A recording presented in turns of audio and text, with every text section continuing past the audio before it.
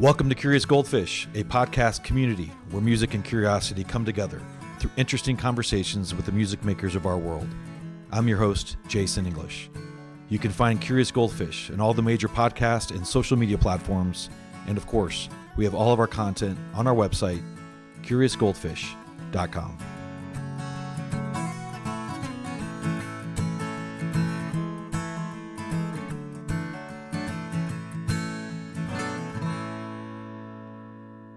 So nice to meet you. How's it going? Hi.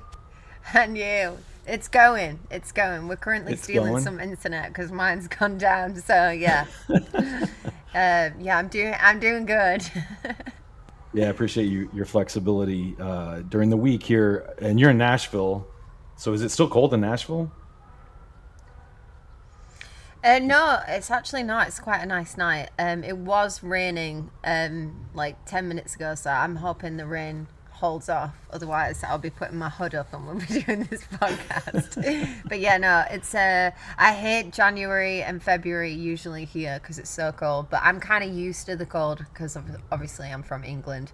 But right. At least I feel here like the sun shines, which is, getting that vitamin D, even though it's freezing, is fine for me. Yeah, the sun always helps. I go to London quite a bit for my work, my day job.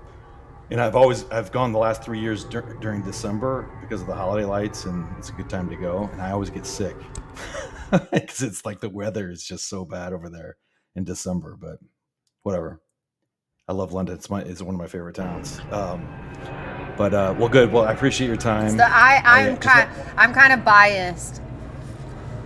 I'm kind of biased, but I feel like it's the best city in the world, London. Well, I actually agree with that. So that's awesome. Yeah, London's great. But is Nashville? How would you rank Nashville if London's number one?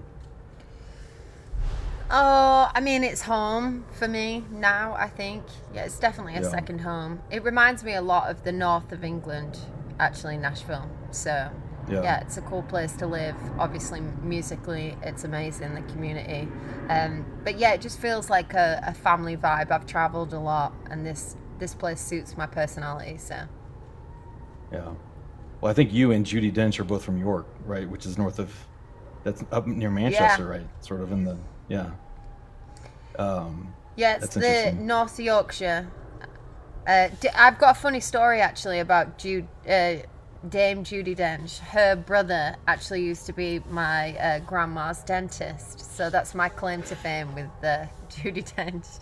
It's not much of one. All right. Well, no, that's good. Yeah, I think there's a pretty good list of people that are from that area, namely Twinnie and Judi Dench. So. It's that's great. All right. Well, I just have a few questions for you. I guess we're on the heels here of the Grammy Awards, and I know your own personal brand and your style, in your own way, is sort of pushing a little bit of the boundaries of kind of traditional country music, right? What was your take about kind of the Grammy night as it relates to country music? Given some of the awards that were handed out and just the different artists that are now part of that genre. What was your take on that? Well, I think there was, everybody has got an opinion on like who should have won and whatever. I mean, like, I appreciate any artist that's going to put out like great work. I think like country right now, and I feel like because I am international, some of the biggest names that I aspire to be like, Shania Taylor, even Dolly. It was the females that were very like famous over there, not really the guys. And I think I just have a bit of an international perspective that like because obviously you've got a lot of artists that didn't start out in country. Post Malone, Beyonce. I feel like it's shining a very big light on that genre. To me, country is just like about telling your truth. And I grew up as a traveler, which is like, it kind of relates to how people grow up here. But I think like, some people will be a little bit snobby about it. I'm sure people are like, I've had people say stuff to me because, firstly, I'm not American, and why do I have the right to do this sort of genre or whatever? But I'm like, um, yeah, I mean, it's always been around. Like, my family listened to it. I wish I could explain to you what it's like being a gypsy. I feel like that's why I'm attracted to Nashville, because it kind of reminds me of like home and some of the stuff that I did, like traveling around in a caravan, or like, I just have a different version of it. It's not a truck, it's a transit van or something. So I feel like for me, especially as an artist, I just try and be myself. And I think we've seen that throughout the Grammys. I think what Chapel Roan did was so brave. It is brave to be yourself, because in a world that makes you doubt yourself, or they want you, particularly the industry, maybe to fit a certain type of mold because that's what's been done before.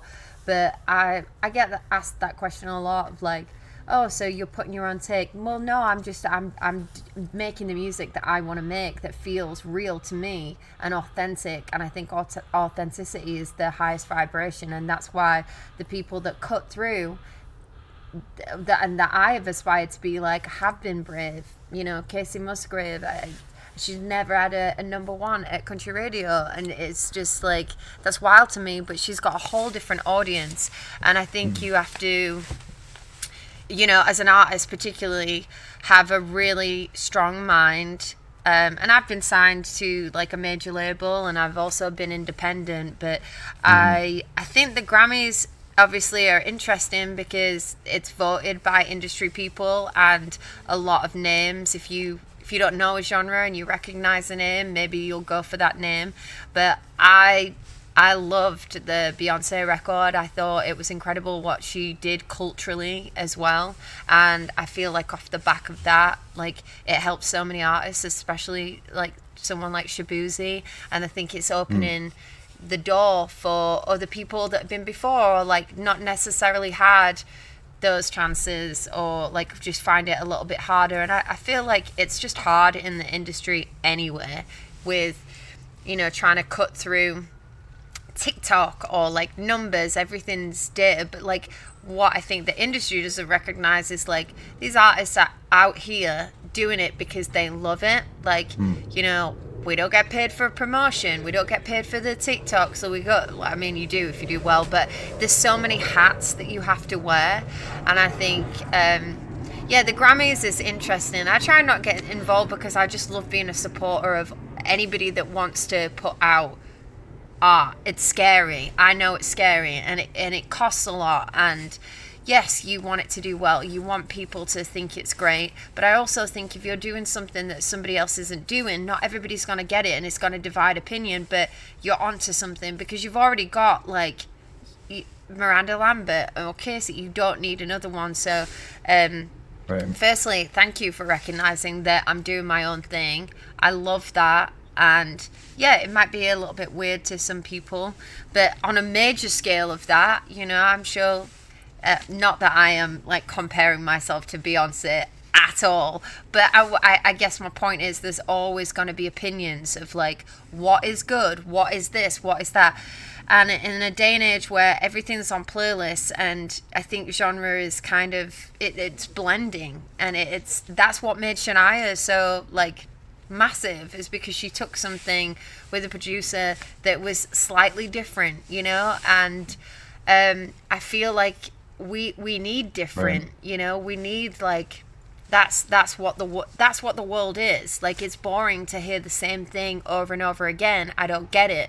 But I think the Grammys is a night of celebration of art, and everyone has opinions, and you're never going to please anyone. So I just think you should just please yourself. All right. Well, thank you So for that. that's Thank kind you for of that. my Well, I opinion. think your latest single, actually, "The Worst Kind of Crush," which came out in early February, that's a good example of, if I was to give that song to 50 people and say, okay, like, this is an artist, she lives in Nashville, she's from the UK, and you had to give them a multiple choice of like, okay, what genre does this fit in? I'm pretty sure a very small percentage would put that into country, right? But it's cool, and it's you, and it's another example of again you kind of broadening your take on country music, which is awesome. So I guess I do have a question. So what makes a Thank you. crush the worst kind of crush? The one The that you one, can't the person have, that you can't have? Yeah, all I right. guess. Uh, the one that you can't have, or that you're close to getting, or you do have them and then they go away. Worst kind of crush for me, it was written with a country writer. Hmm. It was produced by a country producer. It is, produced in Nashville.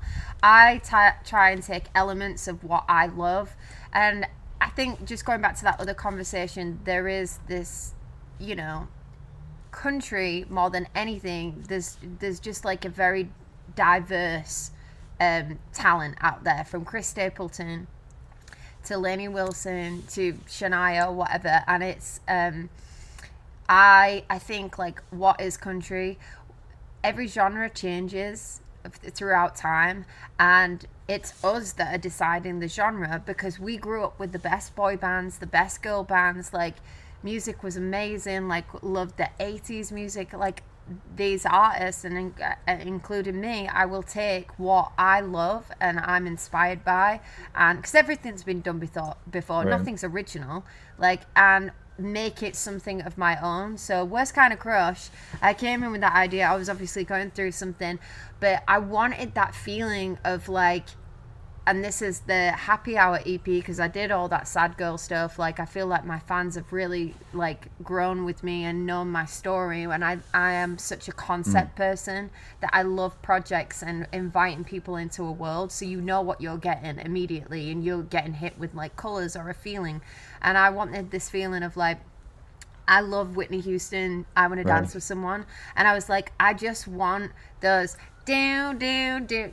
Like, I'm also a dancer. I do that in my videos. And I'm like, I just want to make Yeah. people move and dance. So for me, that was, like, very inspired by that. And also, like, telling the truth. And it's got some cool nods to, like, country with the banjo and the chorus and, like, guitars. That's another thing. They're like, I go into some sessions, they're like, we'll just stick a banjo on it. That I'm like, that doesn't really make it Yeah, country. But that's I funny. I am here, and I think it's a different thing when you move from a completely different Yeah. country, and I'm committed. I love touring in this genre. Like, it's just so fun, and it's so different, and you've got so many different people, and, like, music changes, and I think you're going to see probably a little bit more of this definitely leans a bit more like country pop, but there's yeah, I'm just kind of Oh, doing my own cool. thing, and I'm really excited about Yeah, this that's EP. great. So it'd be interesting to know what people think. All I care, there's two types of music for me, like, good or bad. Do you like it? Do you not? It's personal preference. And if I like it, I feel like that's all that Yeah, for matters, sure. really. If I'm proud of it and I feel proud enough to put it out, I'm like, cool. Then, yeah. Perfect. So that's what it's been really fun, honestly, dude. Like, working on this project, because I was a sad girl Right. for a long time. So, like, to now do this, where I feel completely free. I just want to dance. I want to make everybody happy, and yeah, if it doesn't give me that feeling in the writing room, then I've, like, told all my writers, I'm like, hi guys, no more sad songs. I'm like, I'm done. I am done. I do not need any more sad songs, because they come out of my ears. I just, like, I can write them all day long. So yeah, we're on the happy All hour right. Well, train. is it okay though if it's only been 3 months since Something We Used to Say came out, right? Which is, your latest album, 22 songs, and Yeah. that's probably the best symbol of your sad girl era, right? Yeah. It's Yeah, got, for sure. Blue Hour, we put the EPs together, yeah, and yeah. then So what's yeah. interesting, I saw an interview or two that you did around that time, and you were a nervous wreck when that came out. Because on one hand, you didn't have any Mm, expectations. You're like, I'm doing it. This feels good. This is kind of where I'm at with my life. And you're like, I don't have any expectations. But then you were really a nervous wreck. I guess now yeah. 3 or 4 months on, it's got a few million streams. I think. What's been the feedback, and what's surprised you most about the feedback about that album? just everyone being like, well, firstly, as an independent artist, I think, like, yeah, I didn't have any expectations. I didn't have anyone taking it to radio. There's no point in having a great product, which I thought it was a great product, if you don't have like the marketing spend. So I didn't really have like the option to have thousands of dollars behind this project, like, you know, getting it in everyone's faces. But what it did do, I was like so proud, and like NPR best album, and like being played on like Sirius XM, like all these like little wins and little nods to be like, okay, so I matter, what I say it matters, and somebody else needs to hear it. And the beauty of like music is I can never appreciate as the artist how somebody else appreciates my music, and I'm not there in those moments where they're in their bedroom crying or they're in their car crying, like a feeling that I've emoted in that song that I actually felt, but I'm not there to appreciate it. And like, especially there's a song called The Way I Loved You, which I was a bit toxic and did sample at my ex-boyfriend's like last voice note to me or something, voicemail, where he tells me he loves me. And I love like creating, yeah, so toxic, but I was like, you know, it's fine, it's art, it's cool. But like that song is all about losing someone, but also celebrating like the hope of like maybe loving someone else. And there was so many people, I was shocked by that song because so many people took it as someone dying and someone passing, and I had so many messages, and I was like, and just reading them is like, I don't know, dude, like I feel like I do this because I want to connect with people on like just as many people as possible and have that connection. I feel like that's what life is about. And it was amazing. You know, I've done things that I never expected to do. I never expected to play the Opry. I never expected to have a sellout tour. Like, and all these are just like little building blocks that you want to get to like hopefully everybody knows your name. And it was just like I worked my ass off and was so proud of it. And yeah, it did. I just don't think, and you say it's like been 3 months, like, you know, mentally I was so far past that when it came out. I was already working on Happy Hour, and I was in that mental state of like, I just want to be happy.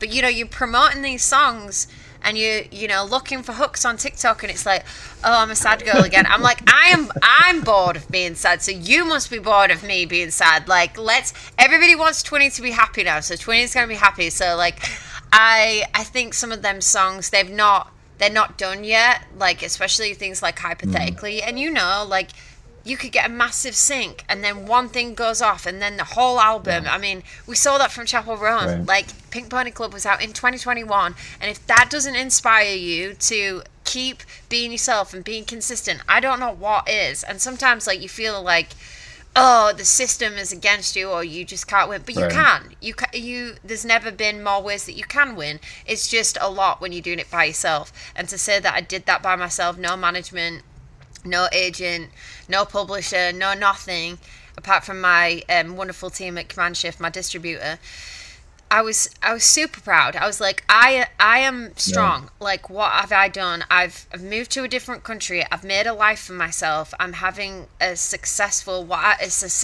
career to me, and I'm making beautiful art that I'm very proud of, and that is my legacy. So yeah, I feel like we're gonna hear more from that album. It hasn't had its day yet, but I am just a person like, let's keep going, let's get it out, let's just, because the song's not done if it's out, you know, that's the start of the journey.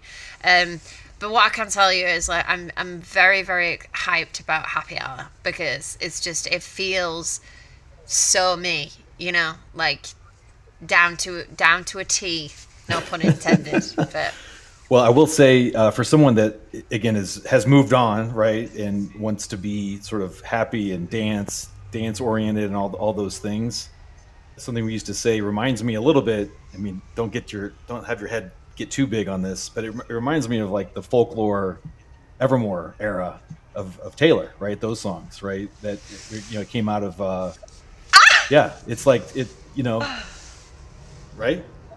That's made my whole day, my whole week, my month. I mean, yeah, she's, you know, I think that's possibly because it's like, I'm an actress as well. I come from a very visual standpoint, a very concept. Like, I want people to be involved. Sorry, I'm talking here, playing. I'll just wait till it goes past. You actually have to do that for filming. They're like playing, and you have to stop for 5 minutes. I think it's probably because that's what she does as well. She like creates these worlds, and people have been doing that a long time. You know, way before her. But I feel like that's the best way to get people to know you, because now more than ever, and we've seen this on TikTok, like people buy into you first. And then if your music's good, they're like, oh, I want to support this person. But why do they want to support this person? They want to get to know you. They want to feel like you're their friend. So for me to be like vulnerable and be like, I just had my heart ripped out of my chest. I have no idea what I'm doing with my life. I don't know who I am. And I'm going to try and figure it out. And I feel like, that was... I personally wrote that album because I felt like I was writing for my life in a way. That sounds so dramatic, but I needed to keep writing music because sometimes I couldn't actually verbally articulate what I wanted to say to people. Like, I was struggling so much that I would just like lock myself in the room. My mum was like, are you coming out? I'm like, nope. No. And music was the only way that I could do that. So it's kind of nice listening to it now and all that body of work. And obviously there's 22 songs on it because the breakup happened in 22. And people are like, oh God, get over it. He only broke up with you. I'm like, it was 10 years of my life. I will not get over it. I will milk it for all it's worth. But yeah, it's a different feeling now when I listen to that body of work.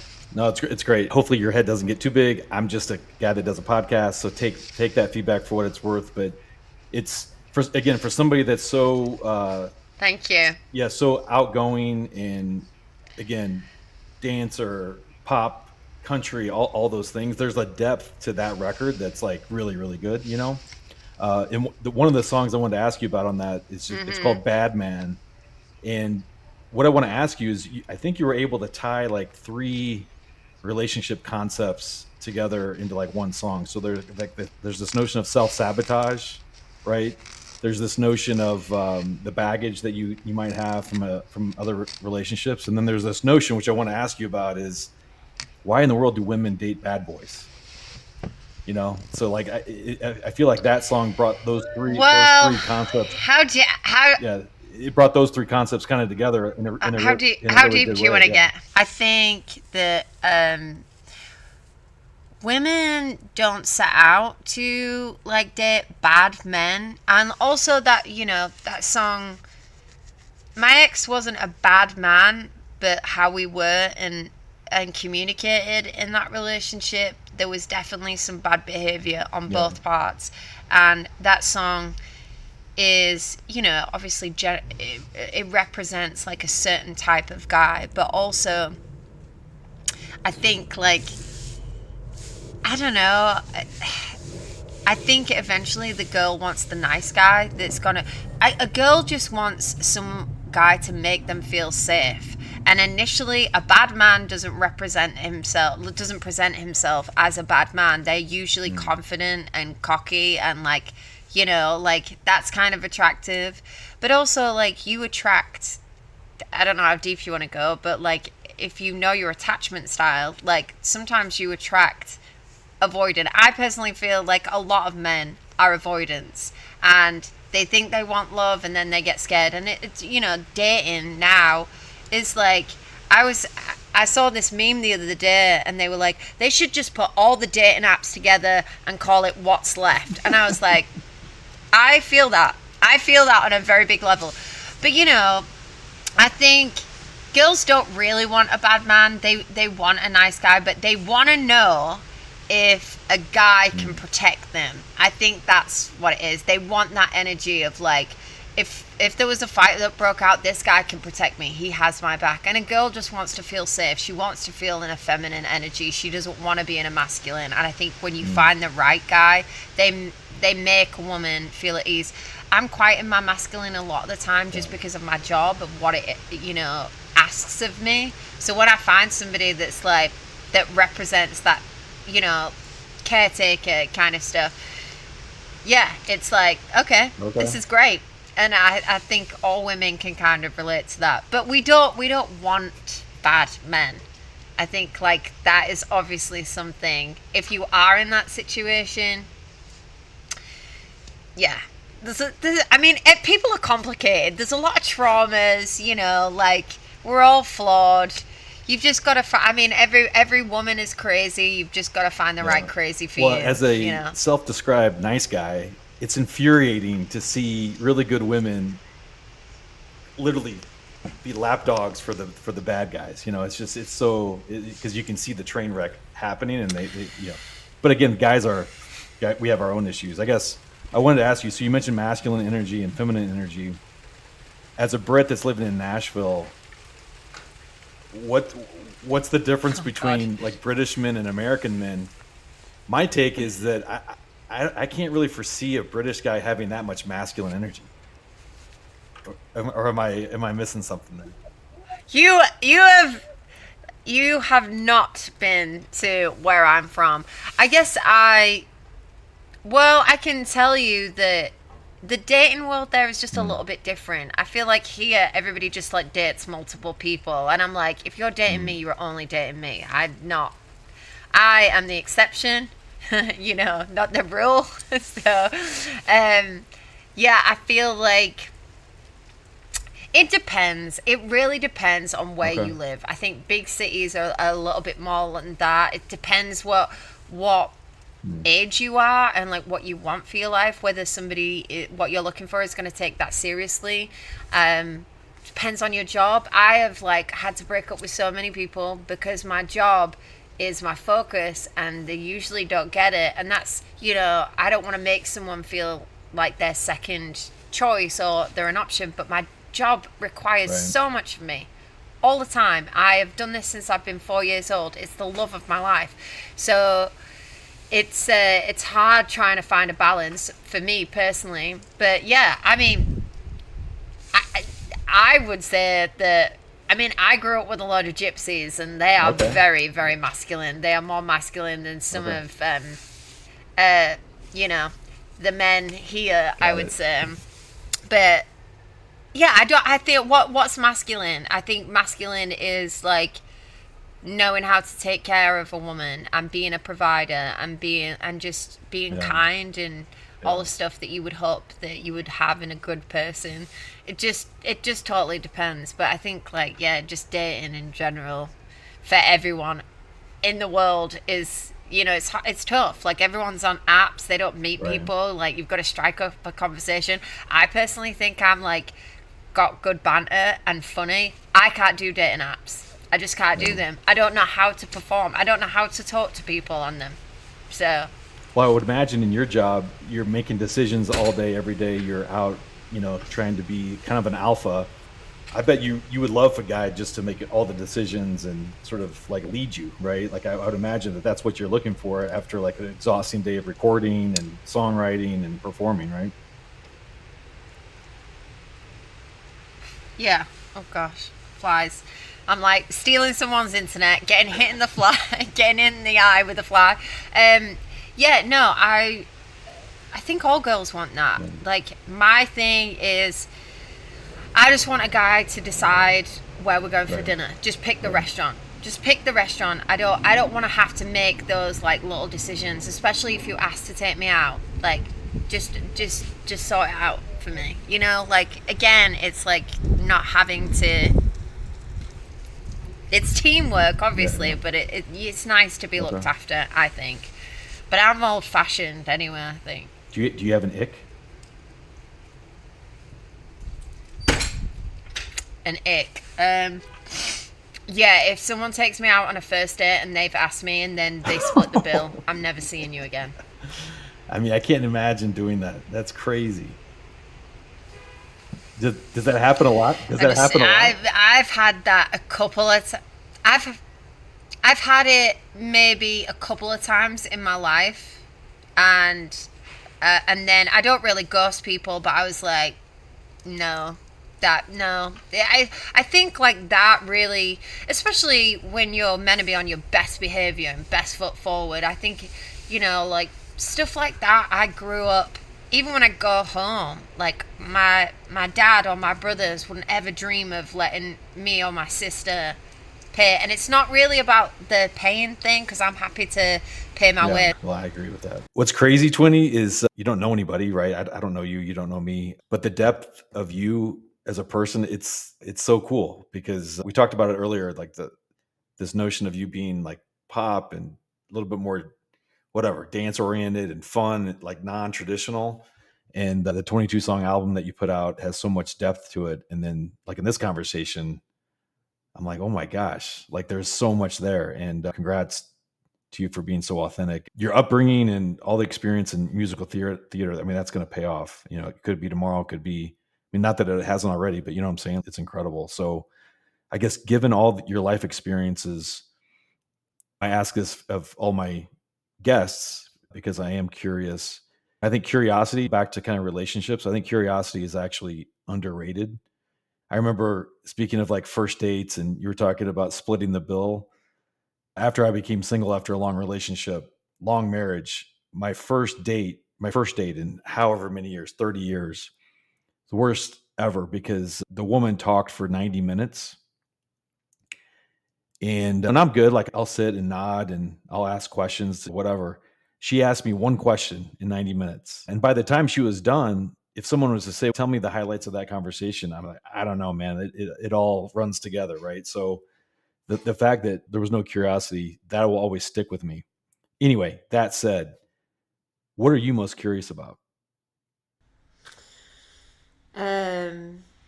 Where is that woman now? I have no idea. I think I'm most curious. I try and operate from two places all the time. And love or fear. That's where I feel like people operate from. Like they're either doing it because they want love or their need for it, or they're making decisions out of like fear. And I always try and like lead with love. What I'm curious about is, I just think we live in such a wild time. I didn't grow up with social media, so I think like seeing the difference of the generations is quite funny. Like I'm not old at all, but like I I don't know. I think there's like I miss the mystery sometimes of life, and the highlight reels that everybody puts on. I usually just put my lowlights on just to make other people feel better. But I'm curious of like how the music industry is gonna roll out with AI and just creatives in general. Like how, if that's going to be a hindrance and people's jobs are going to get taken away, or are we going to lose some of our humanity? And then, but like AI is based on like what we put into it, and then Right. so it's like human experience. I'm also curious just to see like where I'm gonna end up in life. I think like I love music, and I love like I wrote like I love writing scripts in my spare time, and I wrote this like musical with did the music with Alan Menken. I'm excited about that. See how that rolls out. See how like if my acting, if I can still do that, and like if I'm gonna have a family, if I'm gonna like meet the love of my life, or I'm curious, but I'm also excited. I feel like sometimes people think they're on a timeline, and I personally feel like I'm right where I'm meant to be all the time, and like what lessons am I meant to be like learning right now? And I don't know. I just like try. I'm just curious about life. I think you do have to ask questions, and meet interesting people like yourself. Like, why did you start this podcast? Why was it a passion of yours? Like, people's stories. Like, I thrive on that, and I think, yeah, I'm curious to see how long I'm gonna be around. Whether the music industry will finish me finished me off and put me in an early grave. No, I'm joking, but I don't know. I just think like I would have never have thought my life would be in Nashville, and here I am. Right. Yeah. And I've made some incredible friends, and like people that I couldn't live without now. I'm like, how did I even like, you know, live without you before this? Like, and also to that point, I'm like, oh my god, I'm so excited to meet all the people that I don't know yet that are gonna be like maybe important in my career or like in my personal life. And yeah, I'm curious like more about myself as well, as in like how why did I react to that situation like that? Why does that make me feel I'm a proper truth seeker. People will say that I can find anything out, or if I put my mind to it in zero point 0.5 seconds flat, you give me a first name and I can find them. I think that's every girl. Like, my friends call me MI5, but I think because I am very in touch with, like, myself and who I am, I think that reflects when I meet other people and they feel less guarded. They feel like they need that they can be themselves. And I love that. I really, really love that. And I'm a bit, yeah, I'm just like curious of like why why am I here? What am I doing? Like why am I doing music? Like what song is gonna be the one that everybody listens to? Mm. I really, really do love life and all that it comes with. And I think that's why like I took that 2 years to make that album. I just wasn't done with it because I was like, this is another piece of me that I can put out into the world that is gonna be there forever. Like if I have grandchildren or like babies or whatever, they are gonna literally have a digital footprint of me, and I'm like, oh my god, I'm already embarrassed for myself. I know what they're gonna say. They're gonna be like, oh my god, you were so cringe, you know, like. Oh, I do think about this one thing, and it's so it's not even relevant right now, but I do think if I have kids, I'm like, are they gonna have American accents? I don't want them to have American accents. I want them to have my Yorkshire accent. But yeah, dude, that's a great question. And there's so many, like, yeah, there's so many parts of that. But just like, I think you've got to remain curious, like asking great questions as well, getting to know people. It's like, I just don't like surface level bullshit. I've never been that person because it's just like wasted like time, heartbeats. I'm like, well, I didn't get anything. And you know, you probably came away from that conversation and you were like, this didn't make me feel good. She don't know anything about me.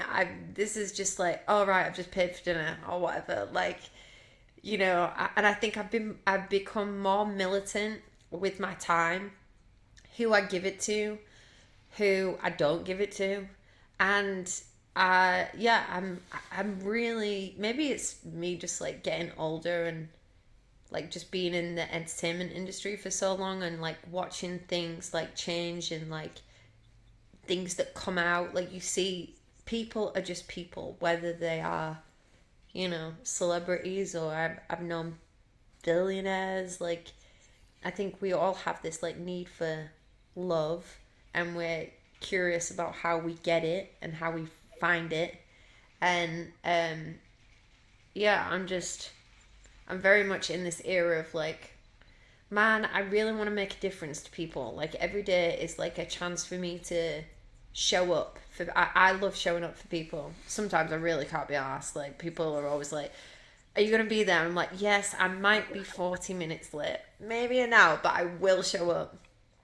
But yeah, I'm like, I want to make a difference. That's why I'm here. I want to make history. I want to prove to that 6-year-old girl that was singing in her bedroom with her like headset that she made out of straws, like, hey, you can dream and you can do it, and like life is amazing, and you just got to look for the small things to appreciate, you know. So I'm curious if I'm gonna make that little girl's dream come true, I guess. But it's already coming true, but like in the way that she dreamed, I'm curious to see if I can achieve that for her.